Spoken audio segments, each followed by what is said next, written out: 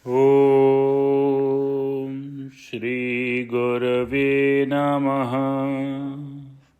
ॐ शान्तिः शान्तिः शान्तिः। गुरुर्ब्रह्मा गुरुर्विष्णु गुरुर्देवो महेश्वरः गुरुर्साक्षात् परब्रह्म तस्मै श्रीगुरवे नमः। ॐ शान्तिः शान्तिः शान्तिः। प्रणाम भगवान। मणिरत्न माला ग्रंथ आलू वाले बाबा जी का, जिसमें छठे मंत्र की व्याख्या में स्वामी जी ने बताया कि ममता सब दुखों का जड़ है। जिसको सुख की इच्छा हो उसे ममता का त्याग अवश्य करना चाहिए। अब इसी में एक दृष्टांत दे रहे हैं। एक समय ठाकुर भद्र सिंह हड्डा कुल का अधिपति था। उसके एक ही कन्या थी, कोई पुत्र न था। उस कन्या का नाम माननी था। वह रूपवती और शौर्य में पुरुषों के समान थी। वह पिता के साथ सभा में बैठा करती और मृगया खेलने को भी जाया करती थी। एक समय वह पिता के साथ मृगया खेलने गई। किसी कारण से बलभद्र सिंह कुछ पीछे रह गया। एक व्याघ्र माननी ने देखा और अपने घोड़े को कुदाकर कटार उस व्याघ्र की कमर में घुसेड़ दी। कटार लगते ही व्याघ्र 2-3 पैर हटकर माननी पर झपटा और उसे मार डालने को ही था कि इतने में पीछे से एक सवार की तलवार ने व्याघ्र का सिर धड़ से अलग कर दिया। माननी सावधान होकर उपकार करने वाले को देखने लगी। सवार घोड़ा दौड़ा कर चल दिया।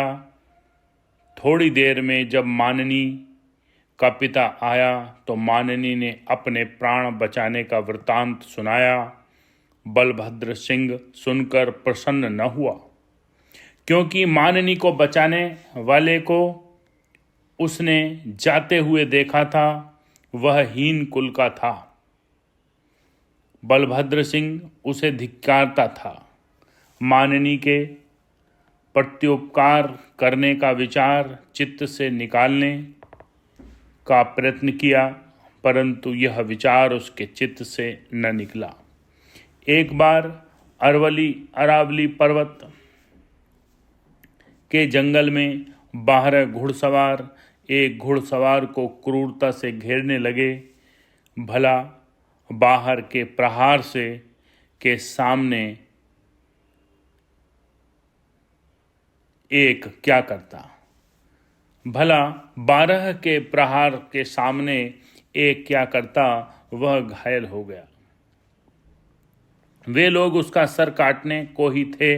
इतने में पीछे से एक बाण टोली के नायक के लगा, जिसके लगने से वह पृथ्वी पर गिर पड़ा। उसके प्राण निकल गए। उसके अनुयायियों ने इधर उधर दृष्टि की। एक सवार आते हुए देखकर वे सब भाग गए। घायल हुआ पुरुष माननी को बचाने वाला ही था और नायक के बाण मारने वाला मृगया खेलने आई हुई माननी थी। घायल पुरुष की मर्रम पट्टी के लिए माननी पालकी में बैठाकर उसे अपने घर ले आई। जब ठाकुर बलभद्र सिंह घर पर आया तब उसे यह मालूम हुआ कि उसकी कन्या एक तरुण मनुष्य को जो घायल है और जिसने माननी की जान बचाई थी घर पर ले आई है, तो यह सुनकर वह बहुत क्रोधित हुआ, परंतु उपकार का उपकार का प्रत्युपकार होना चाहिए, यह समझकर उसने उस पुरुष की सार संभाल होने दी। ठाकुर यह चाहता था कि किसी प्रकार से वह न बचे तो अच्छा। कन्या का चित्त उस तरुण पर मोहित हुआ है। तरुण मेरे कुल का शत्रु है, नीच है। माननी का प्रेम उस पर होना ठीक नहीं है।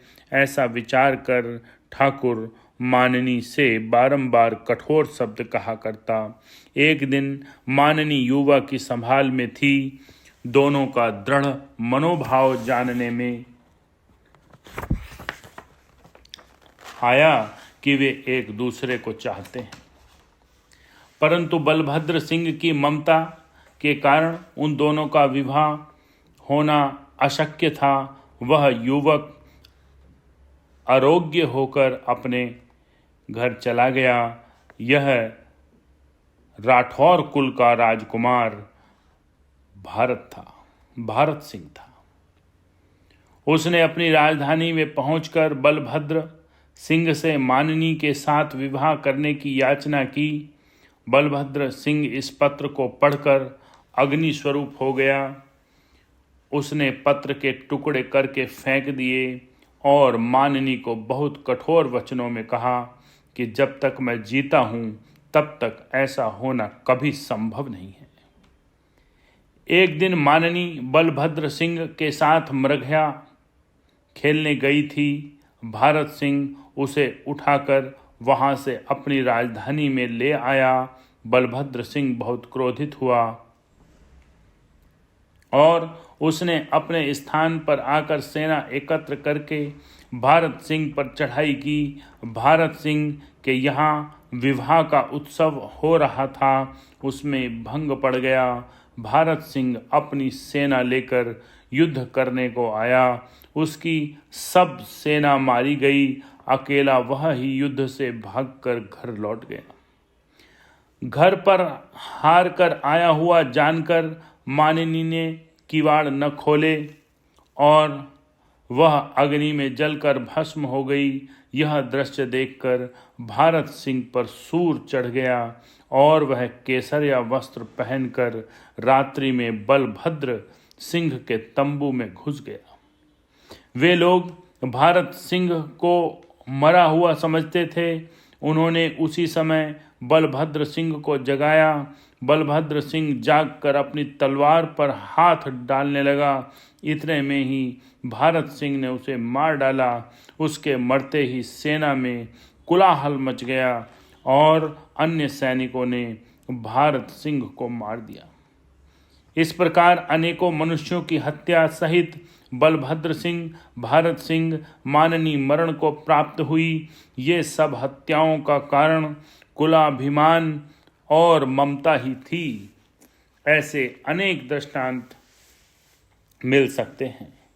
मदिरा मोह उत्पन्न करती है, परंतु स्त्री रूप मदिरा से भी विशेष मोह उत्पन्न करती है।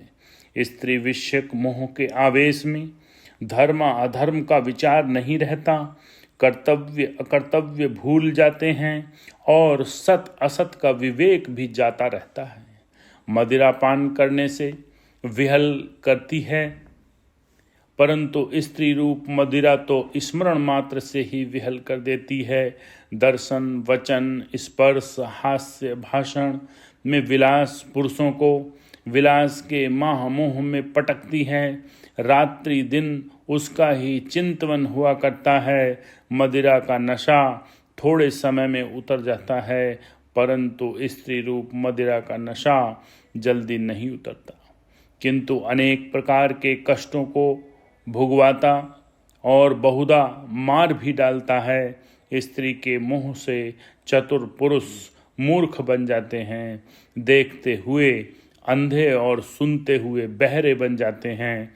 स्त्री के नशे में प्रतिष्ठा का भान नहीं रहता, खाना पीना नहीं सुहाता, रात्रि को नींद भी नहीं आती, व्यवहार के कार्यों में प्रवृत्ति नहीं होती, कोई बात अच्छी नहीं लगती। हजारों मनुष्यों के सामने अकेला लड़ने वाला सूरवीर काम के बाण से हत होकर गिर पड़ता है, दीन हो जाता है। महायोगेश्वरों को भी स्त्रियों ने भ्रष्ट कर दिया है। इसलिए मुमुक्षु पुरुषों को स्त्री रूप मदिरा की गंध तक भी नहीं लेना चाहिए। ओम शांति शांति शांति।